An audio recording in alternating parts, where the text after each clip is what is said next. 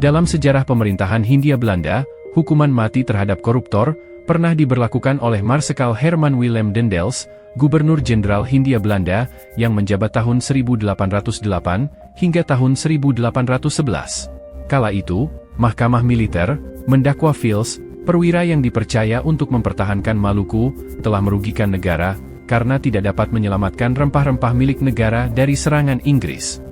Mahkamah menjatuhkan hukuman mati kepadanya karena merugikan negara lebih dari 3.000 ringgit.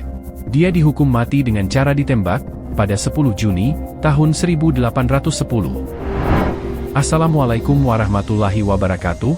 Salam sejahtera untuk kita semua. Kesempatan kali ini catatan KJP akan membahas sedikit tentang Dendels hukum mati para pelaku korupsi.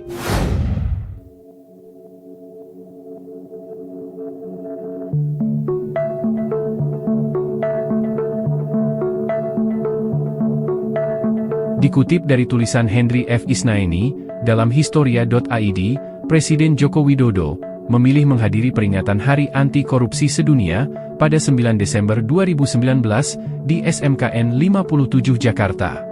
Dalam sesi tanya-jawab, seorang siswa bertanya, mengapa negara tidak berani menghukum mati koruptor? Jokowi menjawab bahwa kalau masyarakat berkehendak, hukuman mati bagi koruptor dapat diakomodasi dalam revisi Undang-Undang Nomor 20 Tahun 2001 tentang Pemberantasan Tindak Pidana Korupsi atau Tipikor. Sebenarnya hukuman mati sudah ada dalam Undang-Undang Tipikor, yaitu Pasal 2 Ayat 2, bahwa pidana mati dapat dijatuhkan bila korupsinya dalam keadaan tertentu. Dalam penjelasannya, diterangkan bahwa maksud keadaan tertentu adalah tindak pidana korupsi yang dilakukan pada waktu negara dalam keadaan bahaya, terjadi bencana alam nasional, atau negara dalam keadaan krisis ekonomi dan moneter. Selama ini memang belum ada koruptor yang dihukum mati. Terlebih hukuman mati menjadi perdebatan, terutama di kalangan pegiat hak asasi manusia. Dalam hal korupsi, mirisnya, pemerintah malah memberikan grasi kepada para koruptor.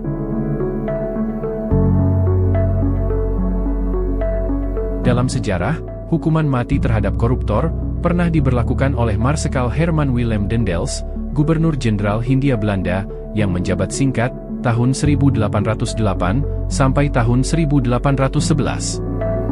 Sejarawan Ong Hokam menyebut Dendels sebagai penguasa Belanda pertama yang membawa konsep negara modern ke Hindia Belanda. Negara modern ini mengenal batas-batas daerah, wilayah, hierarki kepegawaian, serta tindakan anti korupsi dan penyelewengan lain yang menjadi kelaziman pada zaman VOC. Korupsi di antara pejabat Belanda di koloni menjadi sasaran Dendels, yang lalu terkenal sebagai Tuan Besar Guntur, tulis Ong Hokam, dalam buku kumpulan tulisannya, Wahyu yang Hilang, Negeri yang Guncang. Dalam makalahnya yang disampaikan di Kongres Nasional Sejarah, 1996, Ong Hokam menjelaskan bahwa Dendels memiliki obsesi untuk menghilangkan korupsi dan penyalahgunaan kekuasaan. Dia melihat korupsi sebagai konflik kepentingan pribadi dan kepentingan negara. Baginya, korupsi merusak hierarki para pejabat Hindia Belanda dan efisiensi pemerintahan. Misalnya, karena korupsi, Gubernur Belanda di Jawa Barat dan Gubernur Pantai Utara Jawa memiliki kekuasaan lebih besar dari Gubernur Jenderal di Batavia. Para pejabat rendahan yang korup dan menguasai penghasilan haram juga memiliki kekuasaan yang nyata dan lebih besar daripada atasannya yang juga mereka suap.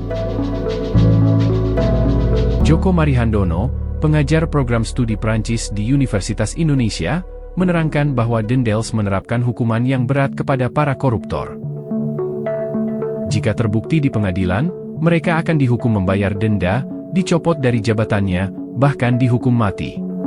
Selain itu, beberapa pejabat yang melakukan korupsi dihukum dengan cara dipermalukan di depan umum, dengan cara diikat, dan dipertontonkan kepada masyarakat. Tujuannya agar menjadi pembelajaran.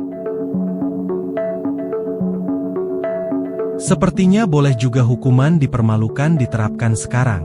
Tapi kan, koruptor sudah tak punya malu.